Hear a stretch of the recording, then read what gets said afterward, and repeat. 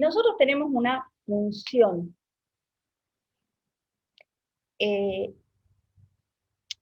esa función puede o no cortar el eje de las X, ¿sí? De hecho, si ustedes se acuerdan de los gráficos que nosotros evaluábamos en cinemática en primer año, normalmente los gráficos estaban del eje de las X para arriba. ¿Alguien se acuerda por qué esos gráficos estaban del eje de las X para arriba? ¿Se acuerdan qué medían los gráficos de cinemática? De hecho, los ejes de cinemática siempre eran así, no estaban completos así. Porque acá teníamos tiempo y acá teníamos distancia, y por lo tanto, tanto el eje de la distancia como el eje del tiempo eran siempre positivos. ¿Por qué? Porque yo no podía retroceder el tiempo por un lado, por lo tanto no podía tener el eje negativo de las y no podía tener distancias negativas. Entonces todo mi dibujo estaba acá. ¿Sí? ¿Por qué? Porque las distancias eran todas positivas. Pero cuando nosotros trabajamos con la matemática en general, la matemática trabaja con conjuntos numéricos de manera aislada. Por lo tanto, mi gráfico puede ser una cosa así. Tranquilamente. Tener acá el -1, acá el -2, y pongamos acá el 2. ¿Sí? Una de las primeras cosas que nosotros marcamos o registramos en un gráfico, ¿qué puntos son? ¿Cuáles son los puntos a los que primero le llamamos la atención? La pendiente y la ordenada al origen. No, puntos. Pendiente y ordenada al origen son parámetros de la función lineal. Lo que vos me preguntaste, Julián, es, digamos, lo que hace al análisis de una función cualquiera. ¿Sí? Cuando nosotros analizamos una función cualquiera, no nos vamos a la fórmula, nos vamos a un análisis básico que suele ser dominio, imagen, raíces, que eran la intersección con el eje de las X, la ordenada, que era la intersección con el eje de las Y. Aprendíamos a analizar el crecimiento, el decrecimiento, la positividad y la negatividad, pero en general. De hecho, lo primero que ustedes analizan, que lo hacen en segundo, es analizar un gráfico así, como quien diría, pelado. No sabemos el contexto, no sabemos la fórmula, no sabemos absolutamente nada. Lo que nosotros aprendemos a analizar y el primer paso que ustedes dan con las funciones es analizar los gráficos. Entonces acá no hay pendiente, no hay ordenada. De hecho, yo hice un gráfico bastante cuadrado, pero este gráfico podría haber sido así.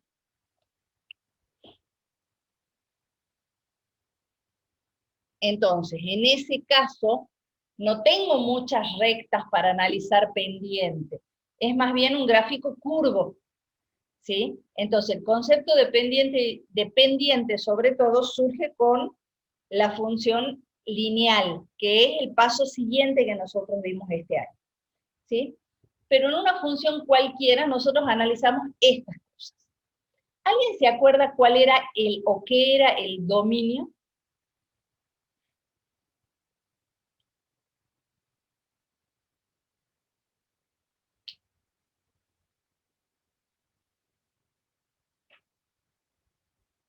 ¿Nadie?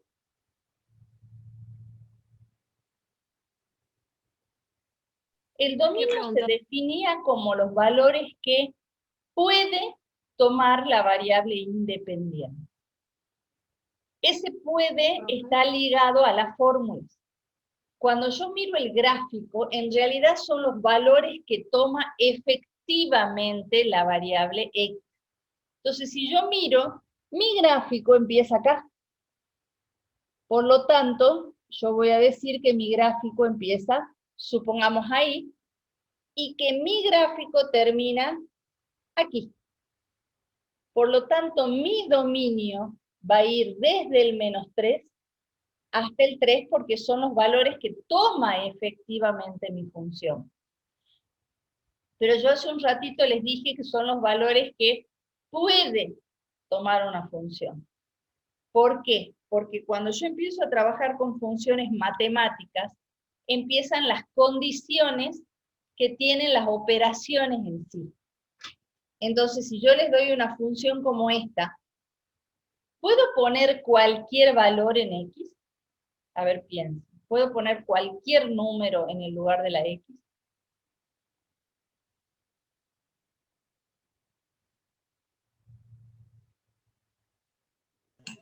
No.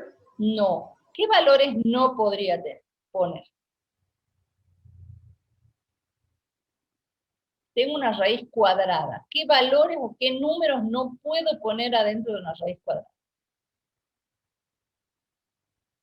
Números negativos. Perfecto, no puedo poner números negativos. Entonces, cuando yo, ¿qué pasa? En el dibujo es lo que hay.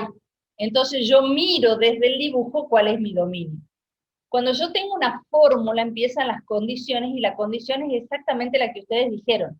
No puedo poner números negativos. Entonces, ahí surge lo que dice la definición de los valores que puede tomar la X. Entonces, ¿cuál sería mi dominio acá?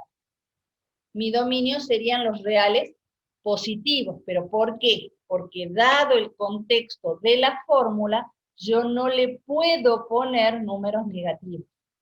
¿Sí? Pero al análisis de gráfico así suelto y pelado, yo puedo tomar los valores que veo, desde -3 hasta 3 en este caso. ¿Se entiende? Sí, profe. Bien. En cambio, la definición de imagen no habla de una posibilidad, porque fíjense el hecho de la palabra puede, del usar la palabra puede, me indica una posibilidad, me indica algunas cosas sí, otras no. En cambio, la definición de imagen dice que son los valores que efectivamente toma la variable y. De nuevo, en el dibujo, yo lo miro y digo, bueno, mi dibujo empieza aquí,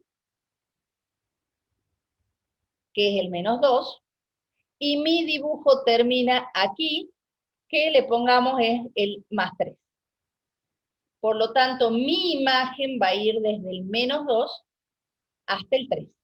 ¿Está bien? Pero ahora, cuando yo analizo una función, ¿por qué digo que son los valores que efectivamente toma y? Porque va a depender de qué valores yo le puedo dar a X, cuáles son los valores que van a salir en Y. ¿Por qué? Porque si de nuevo yo tengo esta función, por ejemplo, ¿voy a obtener valores de Y negativos? No. No. Entonces, esos valores de Y negativos salen del hecho de que yo no puedo poner valores negativos de X, ¿sí? Y sale también del concepto de función de que un mismo número no puede tener dos imágenes diferentes. Entonces, los valores que va a tomar Y van a depender, van a ir de la mano de los valores que yo puedo usar en X, ¿sí? ¿Estamos bien hasta ahí? Sí, profe. Bien. El único que me contesta es Julián. O el resto está dormido o el resto no entiende. ¿El resto entiende? Sí, Gracias, Julián, por no hacerme dar clase de espiritismo, ¿no? ¿El resto entiende? Sí, profe. Bien, si no me voy a poner acá, me voy a dibujar la ouija acá para que ustedes muevan la ficha, la ouija en pantalla, para que me señalen el sí, el no. Me gusta escucharlos, ¿sí? Bueno, ¿vamos bien hasta ahí? Sí. Sí, profe. Raíz. ¿Qué son las raíces? A ver, ¿quién me define raíz? El punto que se encuentra en el eje X. Bien, son los puntos que se encuentran en el eje X. Otra definición.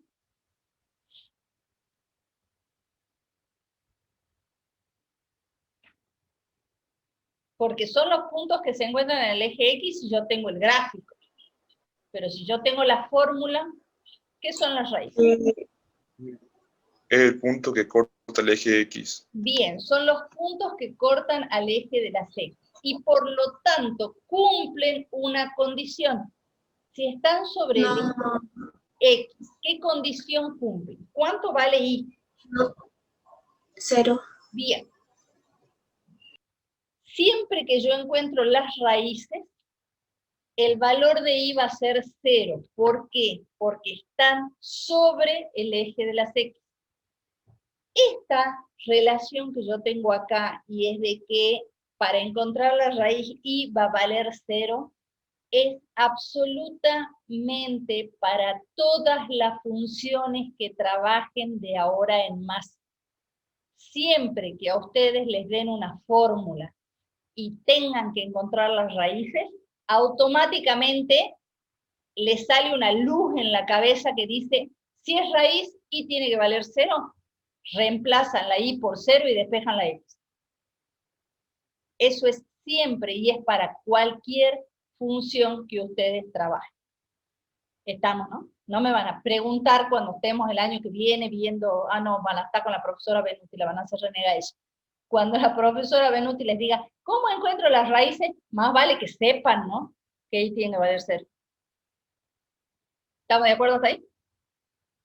Por Sí, eso profe. yo en el Sí, profe. grupo lo que hago es buscar cuáles son los puntos que tocan o que cortan al eje de las X. Entonces, mis raíces son este puntito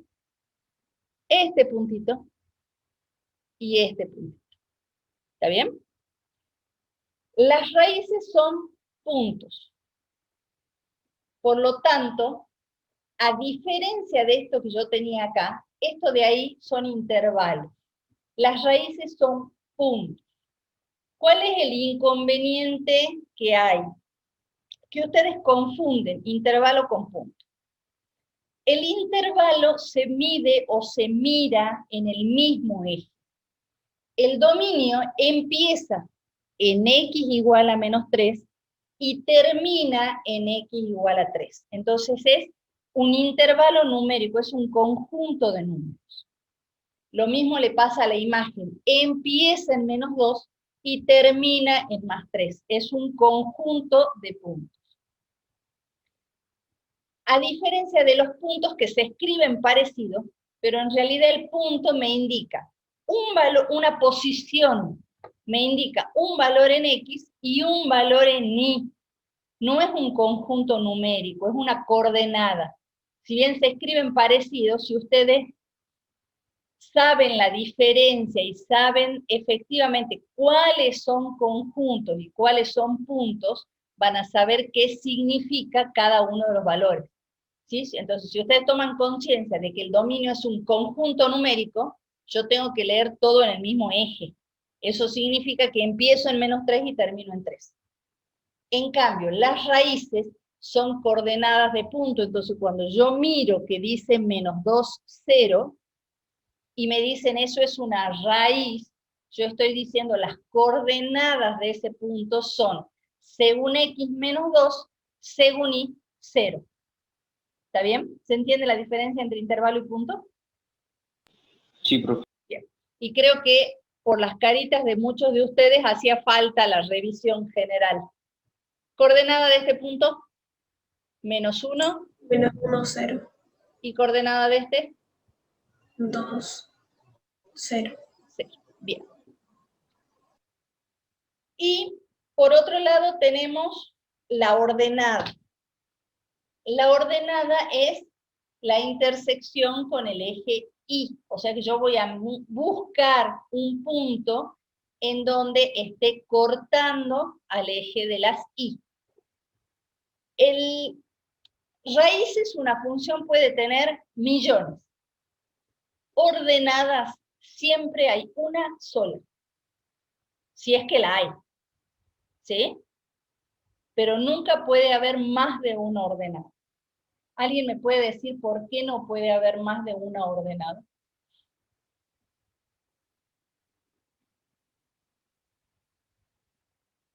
¿No? Por una de las ¿Por qué? condiciones... A ver, sí, Julián. ¿Por qué donde el eje tiene un número y el eje equivale a 0? Sí, por un lado es un punto en donde X vale 0. Eso está perfecto. Profe, y porque Porque, no puede ir y volver la recta 2 veces por el claro, mismo eje de la Y. Bien, dicho de manera casera, no puedo ir y volver sobre el mismo eje. Matemáticamente sería porque no se cumpliría la unicidad. Si yo hago pasar esta función de nuevo por el eje, significaría que para x igual a 0 yo tengo dos valores, este y el otro lugar por donde pase. ¿Sí? O sea, el hecho de no poder volver tiene que ver con un concepto matemático que es el concepto de unicidad. ¿Vamos bien? Sí, profe. Bien, entonces, ¿cuántas ordenadas puedo tener? una, Una. Una. ¿Cuántas raíces puedo tener? Muchas. muchas, Muchas. ¿Sí? En las funciones polinómicas, que son las que nosotros empezamos a estudiar con la función lineal, la cantidad de raíces viene no 100%, pero bastante relacionada con el exponente más grande que tiene. ¿Sí? O sea, una función polinómica es un polinomio. ¿Sí? Entonces, una función polinómica va a tener esta forma. Como los polinomios que estudiábamos, ¿sí? Entonces, ese número, ese exponente, el más grande, era el grado. ¿Estamos de acuerdo? Ese grado o ese exponente más alto me da la cantidad máxima de cortes que va a tener en el eje de las X. Eso significa que si mi grado es 1, como la función lineal, ¿cuántas veces voy a cortar? Una vez. Una. Si el grado del polinomio es 2, ¿cuánto voy a cortar como máximo? dos 2. veces, Si el polinomio tiene grado 7, yo voy a cortar como máximo 7 veces. Eso significa que el grado del polinomio a mí me da la cantidad máxima de cortes que puedo tener. ¿Sí? Entonces, pero eso le pasa solamente a la función polinomio. ¿Sí? ¿Vamos bien hasta ahí? Sí, profe. Bien. profe, Ahora vamos con crecimiento y decrecimiento, que para ustedes era bastante fácil. ¿Qué indicaba el crecimiento?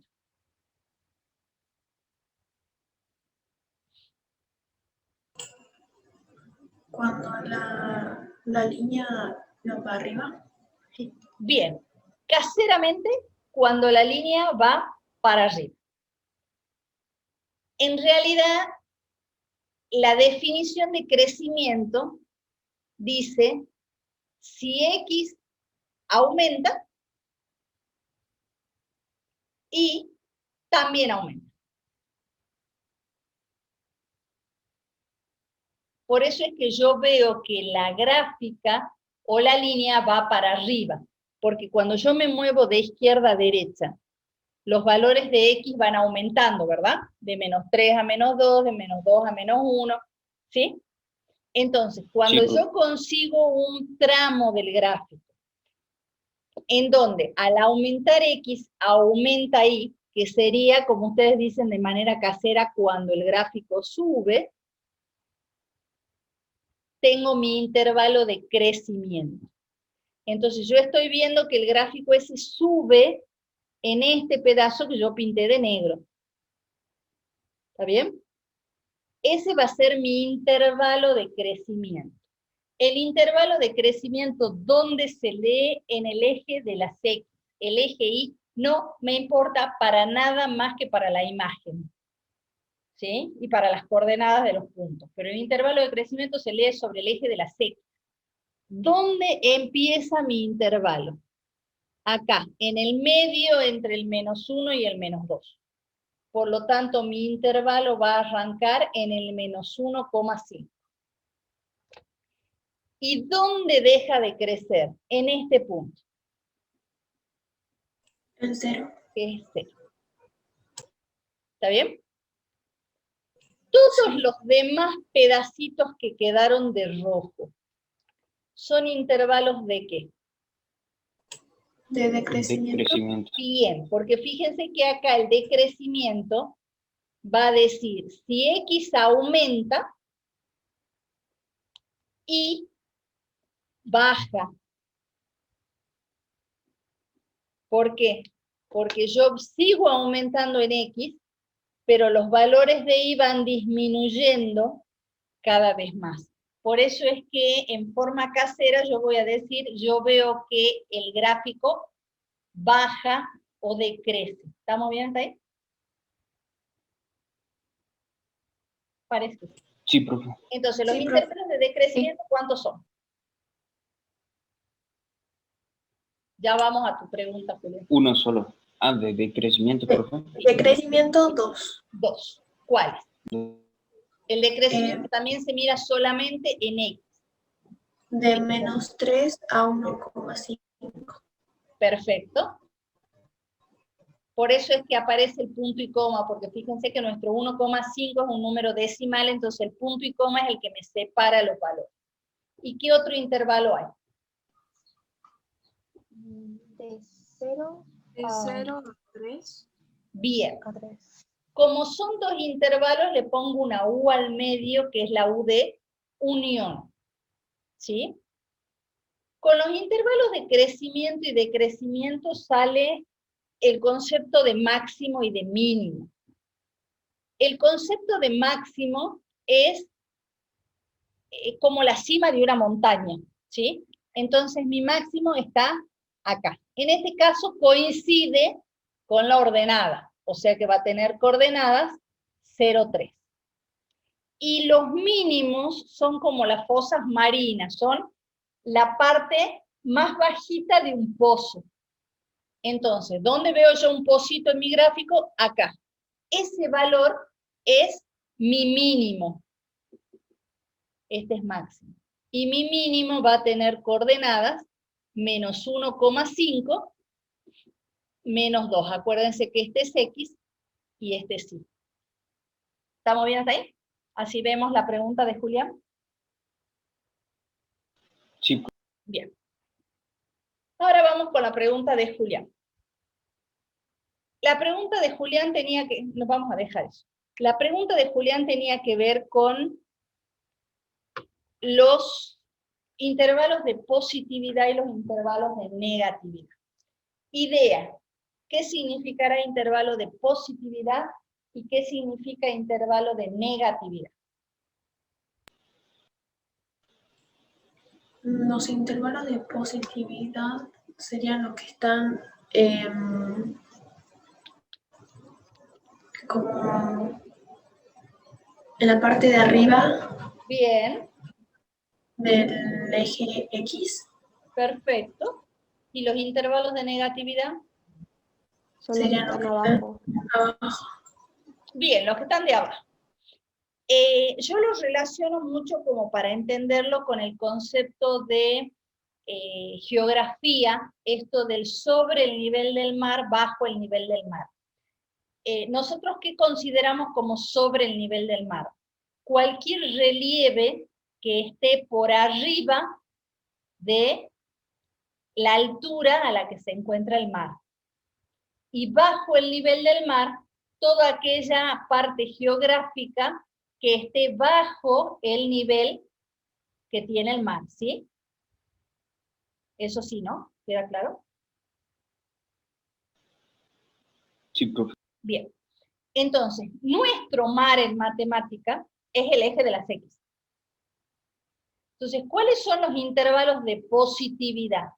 Todo lo que está arriba de nuestro mar, o sea, arriba de X, como dijeron perfectamente hace un rato. Y los intervalos de negatividad es todo lo que está abajo.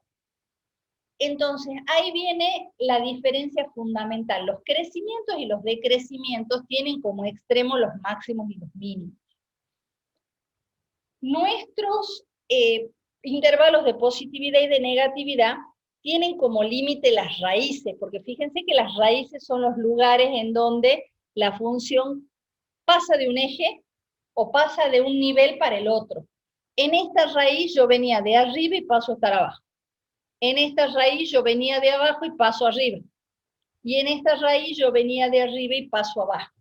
Entonces mis raíces son los límites de mis intervalos de positividad.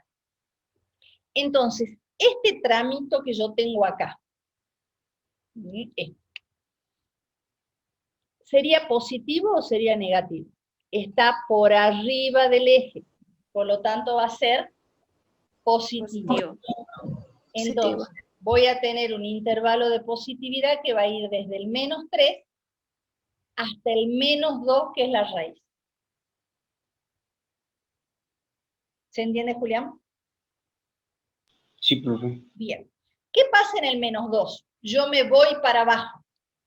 Entonces, en este tramito, yo tengo negatividad, porque está todo el pedazo por debajo del eje. Entonces, yo voy a tener un intervalo de negatividad que va a ir desde -2 hasta -1. De ahí, perdón, de negatividad y lo puse acá arriba. Perdón. De ahí me vuelvo a pasar para arriba.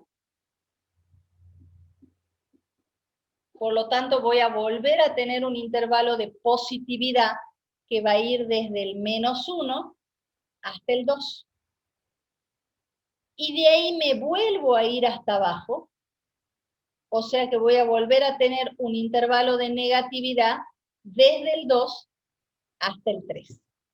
Como tengo más de un intervalo, le pongo el simbolito de unión. Y ahora viene una pregunta difícil que la van a pensar mientras nos desconectamos y nos conectamos de nuevo, porque queda menos de un minuto. ¿Por qué acá uso corchete en los intervalos? En cambio, en crecimiento, decrecimiento, positividad y negatividad, uso paréntesis. ¿Por qué? Para el dominio y la imagen, por lo menos en este caso en particular, yo utilicé intervalos con corchete, que matemáticamente se denominan intervalos cerrados, y en crecimiento, decrecimiento, positividad y negatividad utilicé paréntesis, que matemáticamente significa que son intervalos abiertos. Pregunta número 1. ¿Qué significa que un intervalo sea cerrado y qué significa que un intervalo sea abierto? ¿Será porque el corchete utiliza el último punto, o sea, que se ve en la recta, por eso se utiliza un corchete y es cerrado? Tiene que ver con eso. En realidad el hecho de cerrado tiene que... Sí. ¿Significa cuando empieza y cuando termina la recta? O sea, a ver si me explico. A ver. Profe, ¿no es porque la recta puede seguir? No, con eso no tiene que ver. Sí tiene que ver con lo que decían de los puntos.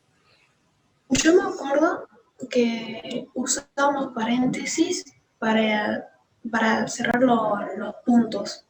O sea, no para los puntos. Pero los corchetes no me acuerdo.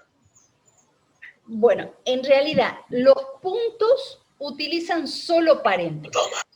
¿Sí? Pero en los puntos nosotros teníamos que tener presente, o sea, sí o sí usa paréntesis, lo que nosotros escribimos cuando escribimos un punto es lo que matemáticamente se denomina par ordenado, y en realidad en un punto yo tengo coordenada X, coordenada Y.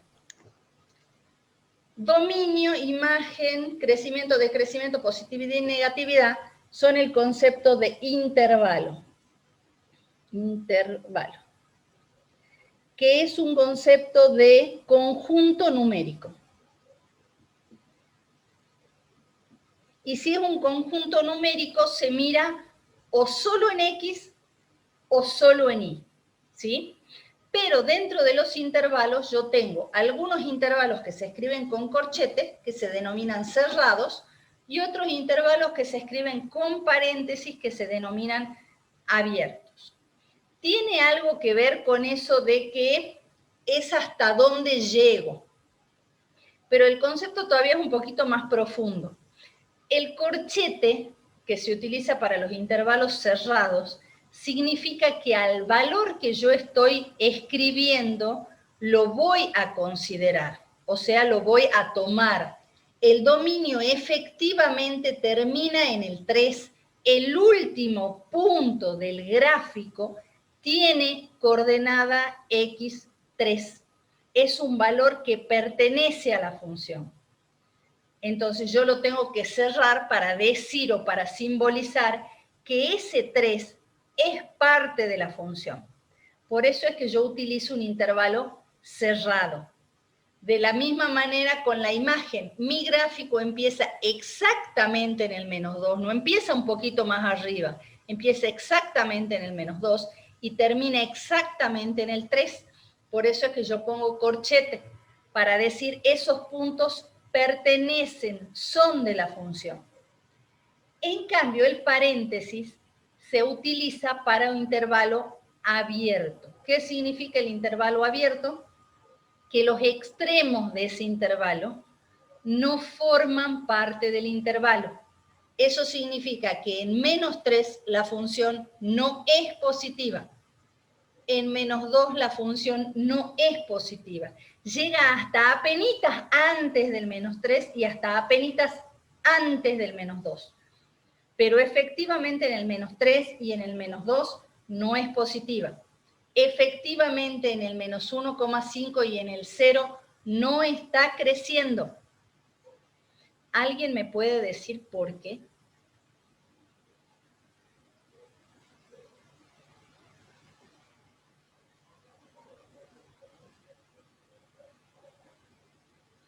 Vamos con un ejemplo simple. Fíjense que acá el 0 me aparece en el crecimiento y el 0 me aparece en el decrecimiento y en ambos casos aparece como paréntesis.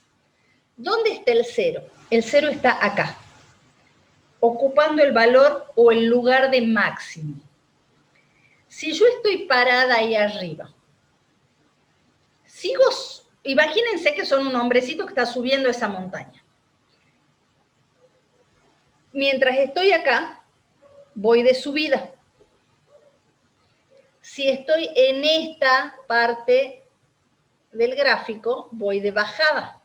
Si estoy parada acá, ¿estoy subiendo? No. No, ¿Estoy bajando?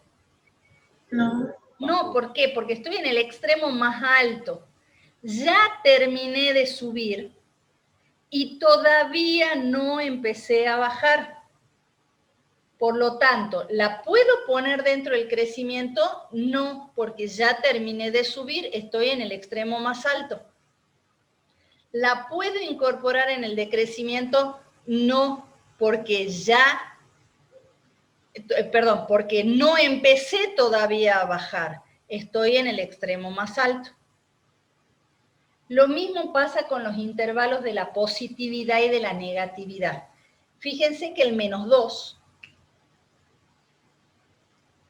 aparece tanto en la positividad como en la negatividad. En el -2 estoy acá. Ese punto en particular, ¿dónde está? Está sobre el eje de las X, ¿verdad? sí, Y si está sobre el eje de las X y vale 0, ¿el 0 es positivo?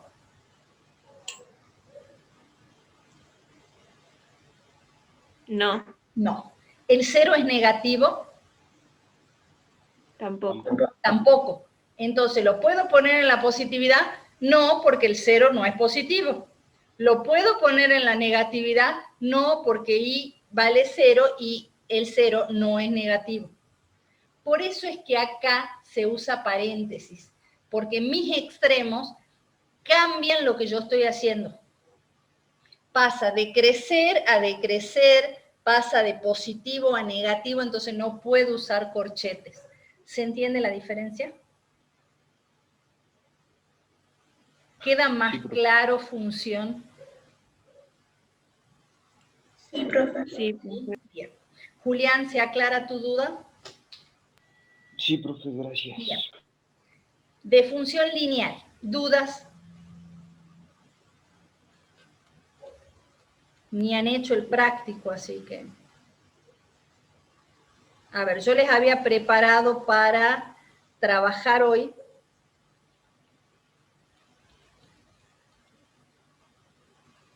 un práctico para hacer online. Sí, ahí estoy compartiendo pantalla. Vamos a ir pasando los diferentes conceptos en el ratito que nos queda. No sé si ya ven la... ¿Ya están viendo el práctico? Sí, profe. Bien. El primer punto era de... esperen que saque esto, ahí está. El primer punto era de reconocimiento de gráficos. Teníamos desde la fórmula y desde los dibujos para reconocer funciones lineales. ¿Con eso tienen algún inconveniente? ¿Saben reconocer bien cuándo una función es lineal desde el gráfico y cuándo una función lineal desde la fórmula?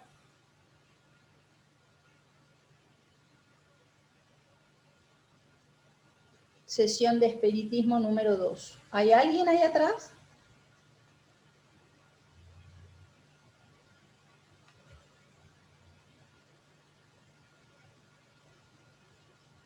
¿Sí o no? Sí, Bien. sí, profe. Entonces, ¿me podrán contestar? ¿Tienen algún inconveniente en deducir cuáles son funciones lineales desde el gráfico y desde la fórmula? A ver, por ejemplo, si yo les separo o yo les marco esta, la C, ¿es una función lineal? Sí, Esto, la C, ¿es una función lineal? No, No. ¿Por qué no? ¿Cómo una es el línea curva gráfico y de no una una línea función recta. lineal? Una línea recta. es una Es recta. una línea recta. Y el C tiene una línea curva. Eso significa que no es una función lineal. ¿Sí? Para que sea una función lineal, el dibujito tiene que ser una línea recta. Por lo tanto, ¿cuáles serían funciones lineales? Todas las otras. A, B, D. La A, la B y la D no. ¿Por qué? Porque yo no tengo una única línea. Tengo dos líneas. Una que va para abajo y la otra que va para arriba. Por lo tanto, no es una función lineal, porque una función lineal tiene una única línea. ¿Estamos de acuerdo? Sí, profe. Bien. Desde la fórmula, ¿cómo me doy cuenta yo si es una función lineal? Tiene pendiente y ordenada al origen. Bien, tiene pendiente y tiene ordenada al origen. Desde lo que acaba de decir Julián, esta E yo podría decir que sí es una función lineal porque tiene pendiente y tiene ordenada. Esta sería una función lineal, la G. Sí, Sí. ¿Qué pendiente tiene? 1, 0, no. 1. 1. No tiene. Sí, ¿Y 1. qué ordenada tiene? No tiene ordenada 0. 0. Bien. ¿La H sería una función lineal?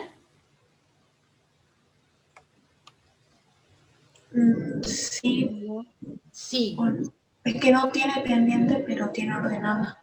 Bien, pero sí tiene pendiente. ¿Cuánto valdría la pendiente? 0. Bien, tiene pendiente 0, por lo tanto sí es una función lineal. La F, ¿por qué no la marqué?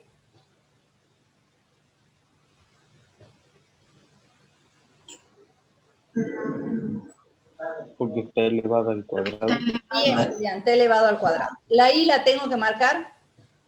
No, No, ¿por qué? porque Porque está dividiendo.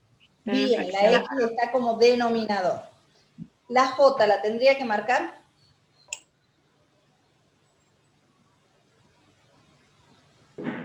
No, porque el i está con el 3, no está solo. Ajá, pero ¿y si yo despejo la i? Fíjate que si yo pongo 3i igual a 5 menos 2x. Y después paso el 3 dividiendo, me quedaría que i es igual a 5 tercios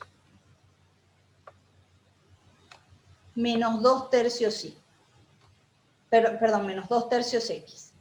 ¿Eso sería una función lineal? sí. Sí. Entonces, cuando la tengan escrita de manera diferente, llévenla.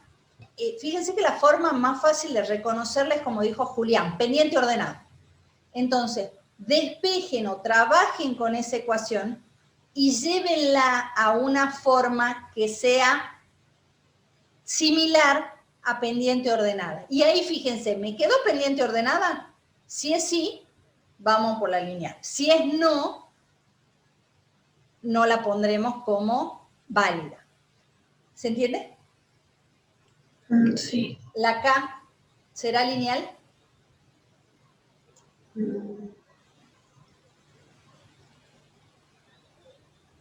Desarrollemos. Sí. Sí, porque si yo desarrollo esto, me queda que y es igual A 3x. a 3x menos 6. Menos. Más 7. Pero después yo voy a sumar el menos 6 y el 7 y me va a quedar que y es igual a 3x más 1. Por lo tanto, esa K también es una función lineal. ¿Está bien? ¿Sí? Sí, profe. Permítanme que borre, porque si no yo me muevo en el trabajo práctico y me llevo todo lo que escribí en la pizarra. Ahí se lo vamos a saltear por una cuestión de que no, o sea, tiene importancia, pero no para el tiempo que nos queda. ¿Cómo encontramos la pendiente a partir de un gráfico?